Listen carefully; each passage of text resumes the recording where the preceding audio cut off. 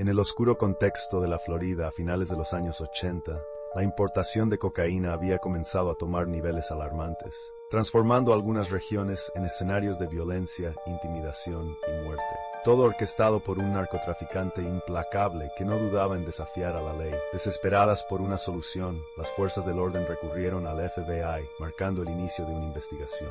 Esa investigación se convertiría en un rompecabezas de pistas y secretos enterrados. El 18 de julio de 1987, en una tranquila ciudad costera, una celebración se tornó en tragedia. Cuando los disparos rompieron la noche y un hombre fue encontrado muerto, los indicios apuntaban hacia una conexión con Jeff Matthews, una figura de peso en el narcotráfico local. La tensión aumentaba cuando su novia sugirió a las autoridades que su pareja había incurrido en deudas peligrosas con el traficante, conocido por su brutalidad. Los detectives iniciaron contactos con figuras de la escena musical y locales que confirmaron los oscuros rumores sobre Jeff. Con una mezcla de testimonios contradictorios y sospechas, comenzaron a armar un retrato de su peligrosa red criminal, aunque la evidencia concreta seguía siendo evasiva. A pesar de los vientos de cambio, el relato se tornó sombrío. Un año después, más de una vida se perdería en el oscuro juego del narcotráfico. En el verano de 1988, una testigo que se había mantenido en las sombras reveló detalles impactantes sobre el asesinato de Julio, apuntando al exnovio de Jeff como el ejecutor. Pero las sombras eran temerosas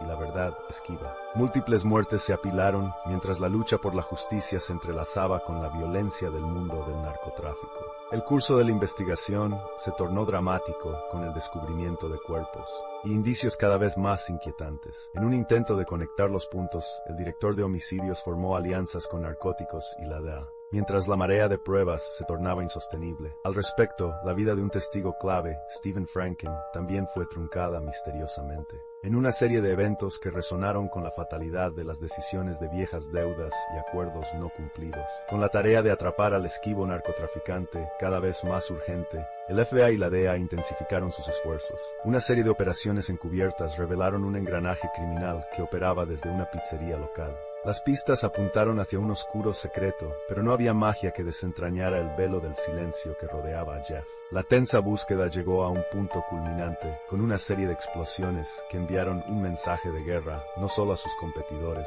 sino también a las autoridades que intentaban desmantelar su imperio. La noche del 16 de marzo de 1990, el edificio de la DEA fue blanco de un atentado sin precedentes. La violencia había alcanzado una nueva dimensión, incitando a un redoblado esfuerzo de captura. Finalmente, en abril de 1990, los agentes lograron rastrear a Jeff, pero la caída no fue fácil. Cada movimiento que realzaba la tentación de la libertad era frustrado por su astucia y cáustica violencia.